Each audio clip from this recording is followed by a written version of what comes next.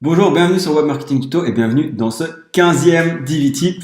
Alors aujourd'hui, on va voir quelque chose de vraiment génial. Vous allez voir, c'est qu'on va créer des sections design avec Divi. Mais ce qui est très très puissant, vous allez voir, c'est qu'on peut vraiment les adapter ensuite très facilement. Donc on va créer ces sections-ci, ce genre de sections-ci, aussi bien une version desktop qu'une version tablette. Donc on va voir que selon le design, selon l'utilisateur, s'il utilise un mobile ou pas, il n'aura pas la même version. Sera adapté à ses besoins. Et donc là, c'est la version live sur le site coursdivi.webmarketingtuto.com. Et ce que je veux vous montrer, ce qui est vraiment génial avec ce système, c'est qu'une fois qu'on a mis en place tout notre design ici, on peut venir changer en fait les couleurs directement de nos fonds comme ça dans Divi, grâce à l'effet de transparence et aux forces de Divi en fait. Donc là, on a une version mobile, on a une version desktop, et après on peut adapter tout ceci. Et là, vous voyez, on a des call to action très design. Donc allons-y, c'est parti, on va créer ça maintenant tout de suite.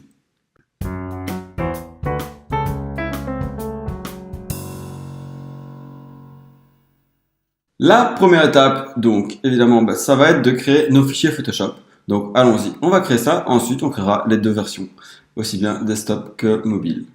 Donc ouvrons Photoshop. Ici, on va pouvoir créer un nouveau fichier de 800 x 800 et on va bien choisir un fond transparent. Alors voilà ce qu'on a. Du coup, la première étape, ça va être de choisir notre couleur de fond. Donc on va venir ici mettre la couleur de fond qu'on désire. Yeps, là je travaille sur deux écrans. Et donc on va prendre F3, F2, F2 comme gris. Hops, et on va venir remplir notre fond comme ceci. Une fois qu'on a notre fond, on va venir rajouter un masque dessus et on va rajouter un nouveau layer. Le nouveau layer, il va nous permettre de créer notre carré. Donc pour ça, on vient ici dans les formes, on choisit une forme vide à l'intérieur, donc sans rien à l'intérieur, et un stroke à 30. Donc on met bien 30 ici. Là, on va pouvoir mettre notre carré, rester appuyé sur Shift pour garder les dimensions de celui-ci. Voilà. On peut toujours venir le déplacer pour bien le recentrer, comme ceci. Et ensuite, on va d'abord le rasteriser en fait. Donc ici, on fait un clic droit et on fait Rasterize Layer. Hop, ce qui va nous permettre de le sélectionner sur le fond. Là, moi, je sélectionne mon masque et je fais commande sur Mac et je reclique sur mon rectangle pour pouvoir sélectionner. Ce qu'on va faire maintenant, c'est effacer ce rectangle du masque. Donc pour ça, on va simplement prendre un pinceau. On va le changer, donc prenez-le assez grand, parce que ça va vous faciliter le travail. Et on va bien travailler donc, comme ceci. Donc on est bien avec le masque sélectionné, et on vient effacer en fait la sélection qui est le petit carré. Donc pour ça, il faut bien être en noir ici pour que ça mette du noir sur notre masque. Une fois ceci fait, on peut faire pomme D pour désélectionner, et on voit qu'on a en effet cette sélection comme ceci. On va pouvoir juste rajouter notre trou ici dedans. Donc là, on va essayer d'être assez précis dans notre sélection. On va avoir la même chose en haut et en bas. Voilà. Et là, on va juste faire Delete pour venir effacer ceci de notre masque. Et donc voilà, là, ça y est, on a la forme qu'il nous faut. On va pouvoir la sauver. Donc, on va aller ici sauver pour le web. Je pense que c'est ici, voilà, moi je connais le raccourci, c'est pour machin S. Voilà. Et là, on va bien être en PNG avec la transparence conservée. On vient sauver ceci. Et voilà, moi je l'ai sauvé en tant que fond desktop. Une fois qu'on l'a sauvé, on va pouvoir le réouvrir. Donc, hop. Là, je vais venir le reprendre et réouvrir comme ceci. Là, je vais simplement faire pomme T pour faire une transformation. Et je vais faire une rotation comme ceci. On peut utiliser Shift pour faire bien sa rotation. Enter quand elle est finie. Et on va pouvoir agrandir un peu notre masque. Du coup, là, on va prendre le crop. Et moi, je fais commande et shift en même temps pour agrandir ceci avec alt en même temps d'ailleurs, pour l'agrandir de tous les côtés de la même façon. Là, j'agrandis un peu plus mon calque.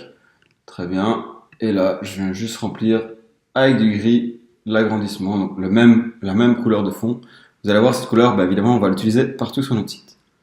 Là, on peut de nouveau sauver cette image. Et du coup, on a nos deux versions. On a celle-ci et celle-ci. Je viens la sauver comme fond.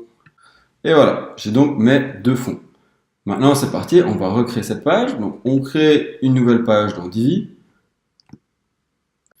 Et ici, on va directement prendre ceci et lui donner un fond. Je viens lui donner la même couleur de fond que le fond de mon image. Boum.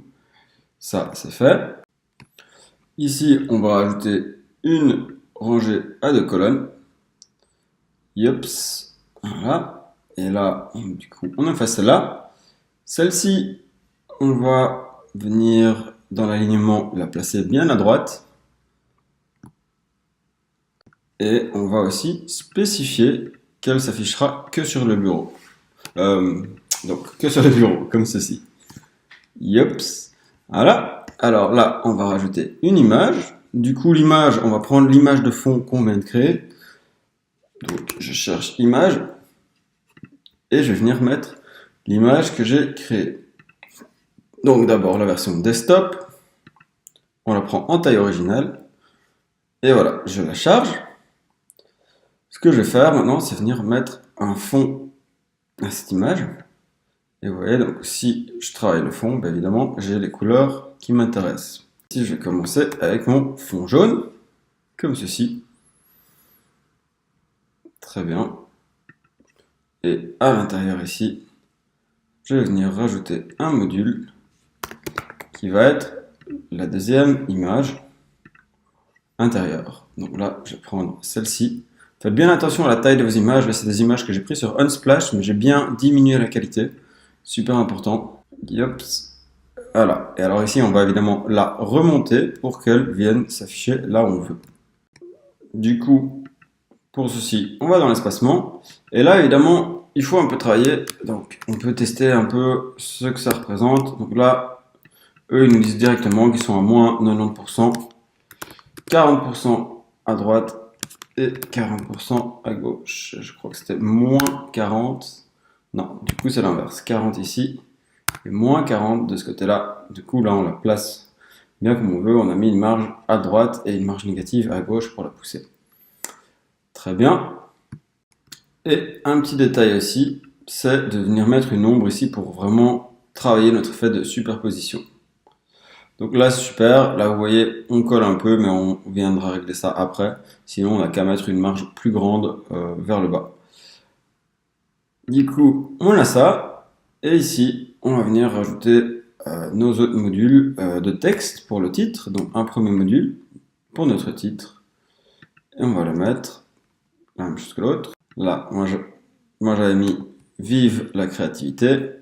Je vais le mettre en H2, comme ceci. Donc voilà, j'ai vive la créativité ici. Et là, on va venir le travailler à plusieurs niveaux. Et donc là, on va déjà changer notre police de texte. Prendre Poppins. On va ici venir agrandir ce texte. Ouais, évidemment, je suis dans le module texte, ça ira pas. Donc ici, on va changer notre module dans Heading Text. On va mettre du Poppins. On va mettre une taille de texte un peu plus grande, comme ceci, 56. Et la hauteur de ligne, on va mettre du 1.3, comme ceci. Et puis on va venir l'adapter pour qu'il se place là où on veut.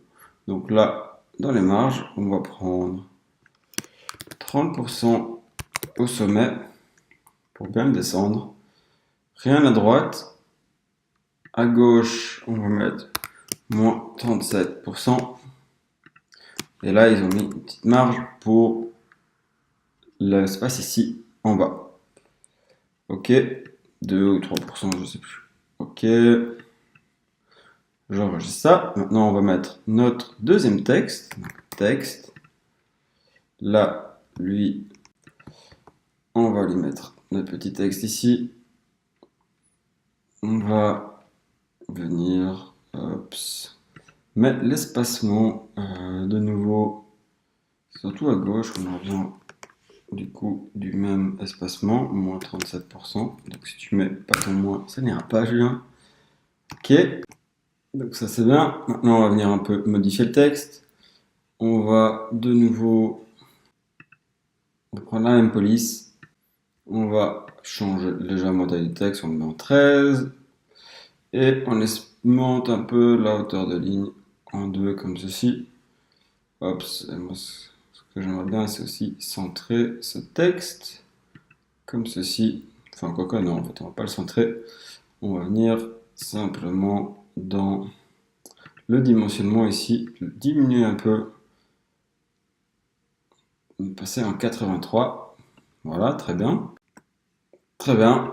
Et maintenant qu'on a ceci, on va venir rajouter un petit bouton avec tous ces là. Donc hop, on prend le bouton ici. On va lui dire commencer. On va un peu le designer parce que là il est dégueulasse. Déjà, on va l'aligner comme ceci à gauche. On va venir ici et choisir un bouton personnalisé. On va un peu le rétrécir. Couleur du texte, on va prendre du blanc. On va lui donner un fond noir. Donc ici, dans le fond, on clique bien sur noir. Couleur d'arrière-plan. Hop, largeur de la bordure, on ne l'en met pas. Hop, mais pourquoi j'ai pas pris mon noir correctement? Voilà. La police, bah de nouveau, on va rester cohérent avec le reste. On le passe en Poppins et on le met en majuscule. Ok. Ce qu'on veut une icône, on peut le laisser éventuellement. Espacement des lettres, on va un peu l'agrandir comme ça. Voilà. Et on va aussi agrandir le bouton en haut, en bas, à gauche, à droite. Donc on va lui mettre une marge interne, pardon, de 12, 24, 12 et 24. Comme ceci.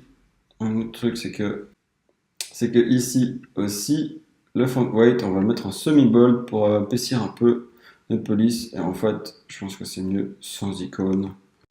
Alors, un petit détail qui manque.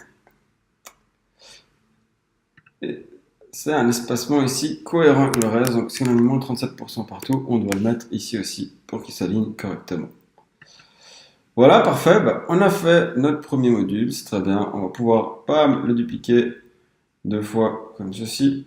En fait, avant de le dupliquer, je vais augmenter ma marge ici, parce que sinon je vais avoir des problèmes.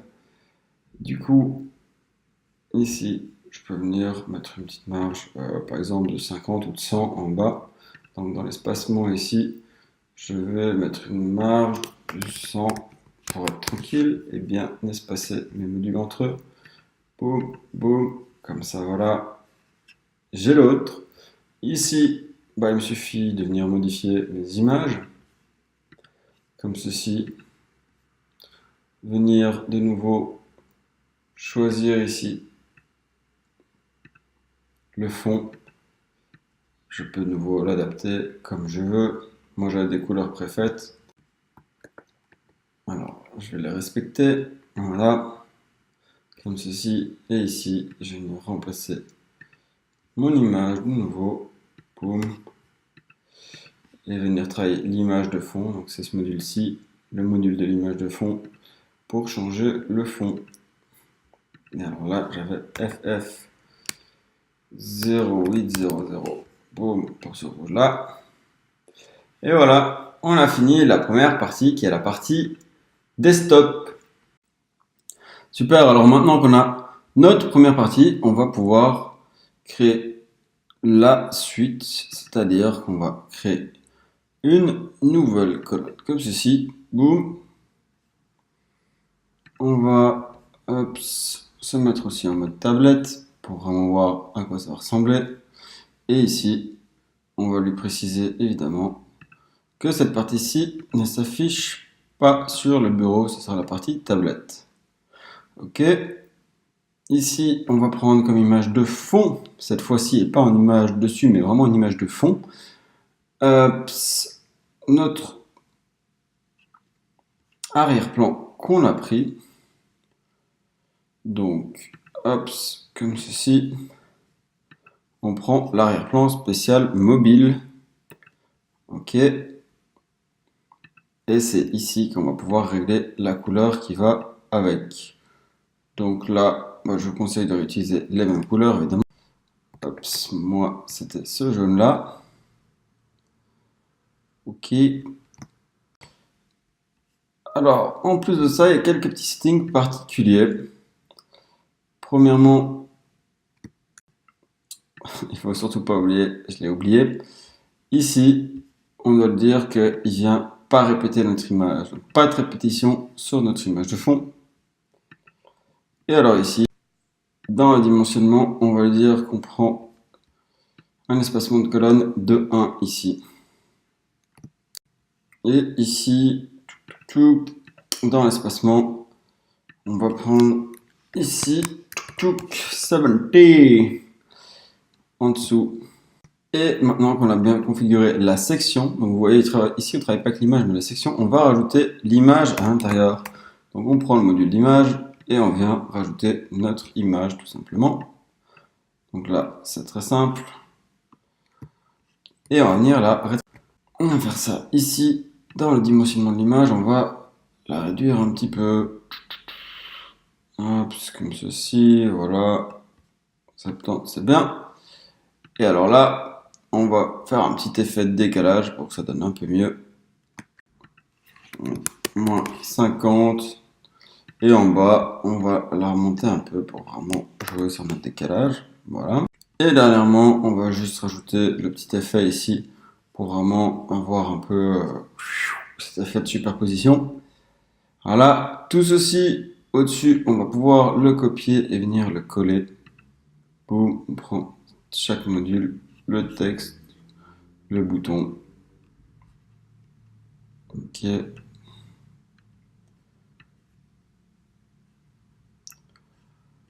Voilà. Et notre titre. Voilà. Comme ça, on ne doit pas choisir les fonts, etc. Évidemment, on va devoir un peu les retravailler, mais déjà, on est déjà pas mal. Donc, on va venir adapter ceci. Là, on va dans notre taille du texte et on va évidemment, si on choisit le bon, nouveau j'ai pris le H1, le H2, on va le diminuer un petit peu, hop, on va le mettre en 36 comme ceci. On va le centrer et dernièrement, on va enlever tous les espacements ici. Hop, on met ça comme ceci à 0. Très bien. On va pouvoir modifier le deuxième texte ici. Boum. La taille du texte, on ne va pas la changer, mais on va centrer le texte. Allez, dans l'espacement, aussi enlever ceci. Et ici, dans le dimensionnement, on va le mettre à 67% et bien le centrer comme ceci. Très bien. Même chose avec notre bouton. On va dans l'alignement, on le centre et dans l'espacement, on va le mettre à 0. Par contre, on garde bien l'image interne. On pourra avoir une petite marge au sommet quand même. Un px quand même, un petit écart. Ok, très bien. En fait, je vais vraiment être un peu plus cool. Je vais mettre vraiment des gros espaces. Donc 100 au-dessus du bouton et 150 en dessous. Et voilà, là, on a vraiment l'effet recherché sur tablette. Et donc, même chose, il suffit de le dupliquer, de venir changer ici l'image. Yep, comme ceci, on prend celle-là.